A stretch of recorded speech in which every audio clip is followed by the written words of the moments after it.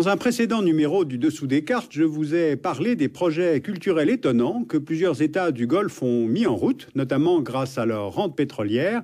Eh bien, aujourd'hui, nous allons parler des équilibres politiques qui ont beaucoup changé dans cette région, après le 11 septembre 2001, la guerre en Irak, les ambitions nucléaires de l'Iran ou la montée en puissance des fonds souverains régionaux. Voici la région du Golfe Persique.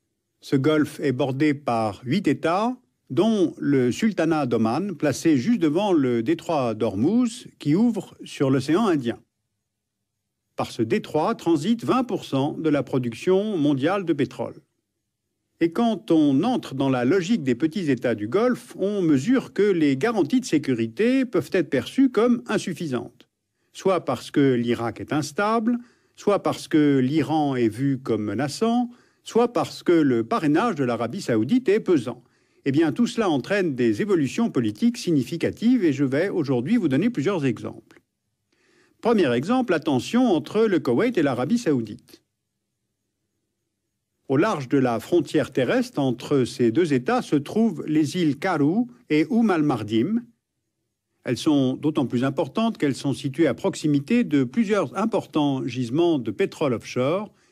Et malgré l'accord trouvé en 2000, la délimitation de cette zone reste imprécise et continue d'être l'objet d'un contentieux entre les deux États, l'arbitrage étant d'autant plus difficile à trouver que l'Arabie saoudite n'accepte comme médiateur que des instances islamiques.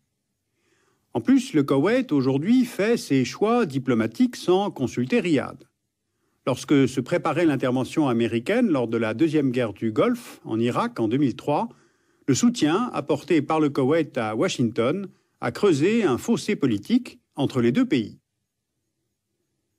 Regardons maintenant un deuxième exemple, les relations entre Qatar et Bahreïn. Au terme de la tutelle anglaise sur ces deux territoires, l'archipel des îles Hawar, proche du Qatar, fut pourtant cédé par Londres à Bahreïn. Le litige entre les deux Émirats a pris de l'ampleur au début des années 90, lorsque furent là aussi découverts des gisements pétroliers. Or, l'Arabie saoudite, considérée comme parrain politique de la région, non seulement n'a pas su trouver une formule de médiation entre les deux États, mais surtout ne souhaite pas que Bahreïn puisse détenir les clés de son indépendance énergétique. Donc Bahreïn et Qatar ont demandé l'arbitrage de la Cour internationale de justice, qui a finalement attribué la souveraineté des îles Hawar à Bahreïn. Eh bien, la suite de l'histoire est tout aussi intéressante. Par la route, il faut actuellement 5 heures pour se rendre du Qatar à Bahreïn, puisqu'il faut passer par l'Arabie saoudite. Eh bien, les deux États ont décidé de financer en commun un pont qui va les relier directement. Cela fera une demi-heure de route.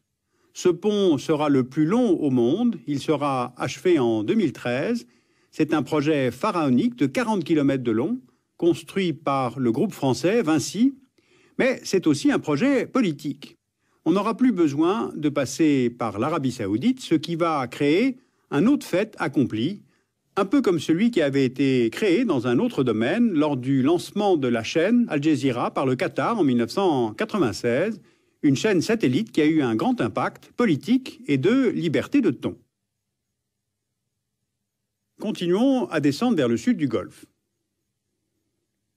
Pour aller du Qatar vers les Émirats arabes unis, il faut là aussi passer par l'Arabie saoudite, car par un accord frontalier conclu en 1974, les Émirats ont cédé à Riyad cette bande de terre que l'on voit ici sur la carte. Et cette situation a créé un problème. L'Arabie saoudite revendique depuis l'utilisation de cette zone maritime, alors qu'elle avait été déjà partagée quelques années plus tôt entre les Émirats et le Qatar, d'où des tensions entre les trois États. Donc, si on récapitule sur la carte de la région, on comprend par ces 3 exemples que l'Arabie saoudite a plus tenté de poser des obstacles pour rester l'arbitre des tensions qu'elle n'a vraiment voulu régler les litiges frontaliers régionaux. Eh bien, cela a contribué à créer les conditions d'un rapprochement entre les petits États du Golfe.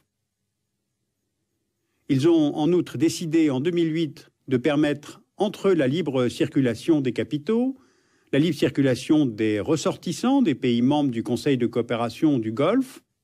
pourrait même suivre l'adoption d'une monnaie unique en 2010 pour réduire la dépendance vis-à-vis du dollar. Alors le projet est difficile du fait de la crise financière internationale et de l'inflation qui est élevée dans la région, mais il s'agit là de toute façon d'une tendance longue qui verra sûrement le jour dans quelques années. L'autre facteur de rapprochement, ce sont les questions de sécurité, ou plutôt d'insécurité. Les États du Golfe ont toujours redouté la politique de l'Iran, que ce soit du temps du Shah, et plus encore depuis la révolution islamique, qui a maintenant 30 ans, 1979. Je vous rappelle que les chiites sont largement majoritaires en Iran, et la révolution conduite en 1979 par Khomeini représente une sorte de revanche des chiites, et depuis, la politique extérieure de Téhéran a toujours été de soutenir les minorités chiites au Moyen-Orient. Regardez sur cette carte la localisation des communautés chiites au Moyen-Orient. Ils représentent environ 10% de la population en Arabie Saoudite, environ 15% aux Émirats Arabes Unis. Au Koweït, les chiites forment 30% de la population. En Irak, ils sont majoritaires, 60%. À Bahreïn, ils représentent environ 70% des habitants de ce pays. Au Moyen-Orient, les chiites sont minoritaires par rapport aux sunnites.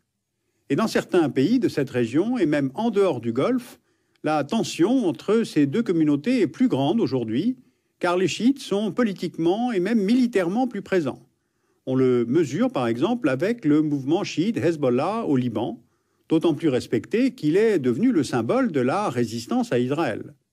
On ne connaît pas l'exacte proportion de chiites au Liban en l'absence de recensement, mais les chiites pourraient représenter plus de 40% de la population de ce pays. On mesure aussi cette confrontation en Irak, où une part des affrontements internes oppose sunnites et chiites. Alors les monarchies du Golfe, toutes sunnites, surveillent donc de très près l'influence des radicaux iraniens. Car en fait, il y a deux types de rivalité entre l'Iran et l'Arabie saoudite, chacun de ces deux pays voulant affirmer sa légitimité en tant que puissance régionale. Rivalité d'influence, mais aussi rivalité religieuse sur la communauté des musulmans. D'ailleurs, je vous ai parlé récemment des enjeux du pèlerinage de la Mecque. L'Iran a aussi contre lui de vouloir développer son propre programme nucléaire civil. Cela suscite l'inquiétude chez les monarchies du Golfe qui pensent à leur sécurité écologique. Le programme iranien repose sur la technologie russe et tout le monde se souvient de Tchernobyl. Le réacteur nucléaire iranien de Bushehr est tout proche de Kuwait City, de Riyad, de Doha ou encore d'Abu Dhabi. Ensuite, si l'Iran se dote véritablement d'une capacité nucléaire militaire, l'autre danger, c'est de déboucher sur une course aux armements. On sait que les États-Unis et Israël ont laissé planer l'option de frappes aériennes sur l'Iran, et de telles frappes pourraient être déstabilisantes pour l'ensemble de cette région. Alors de telles hypothèses porteraient évidemment un très mauvais coup aux économies régionales, en frappant le tourisme culturel ou balnéaire. Or, on a vu récemment l'ampleur des investissements qui étaient réalisés dans ce secteur. Alors, vous l'avez compris, on assiste à une reconfiguration complète du paysage politique régional depuis ces énormes secousses que furent la première guerre du Golfe de 1991, le 11 septembre, la guerre en Irak actuellement et maintenant les projets de l'Iran de se doter d'un armement nucléaire. Alors pour les États du Golfe, l'équilibre est difficile à trouver entre Arabie saoudite, Iran et même Irak, où l'arrivée d'un pouvoir chiite inquiète les monarchies de la région. D'un côté, l'Iran a tout de même pour lui de refuser la présence des troupes américaines dans la région, alors que les pays du Golfe abritent des bases américaines qui facilitent les opérations en Irak et en Afghanistan, et de l'autre, Washington fait pression pour une présence accrue de ces mêmes pays arabes en Irak pour contrebalancer l'influence de l'Iran. Alors on a souvent une perception globale des problématiques de la région, voire une perception d'unité. Eh bien rien n'est plus faux. Sur cette région du monde, vous pouvez lire Les 100 clés du Proche-Orient de Grech et Vidal, c'est édité chez Hachette Pluriel. Et puis la revue Chaillot, qui est éditée par l'Institut de sécurité européen, publie un document de Christophe Bertram, Repenser la relation à l'Iran. La revue Critique internationale, qui est éditée par Sciences Po, publie tout un numéro sur le dilemme des démocraties dans leur relation à la guerre contre le terrorisme. Et puis, je vous conseille de regarder ou d'acheter cet Atlas des Atlas, qui est très original, très intéressant, conçu par Courrier International.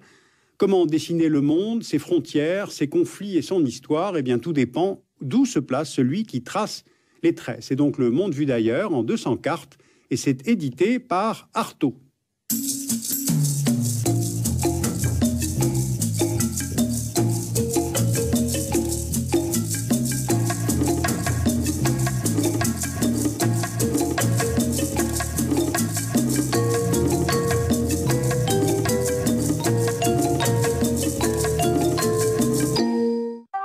Dans un instant, l'Afrique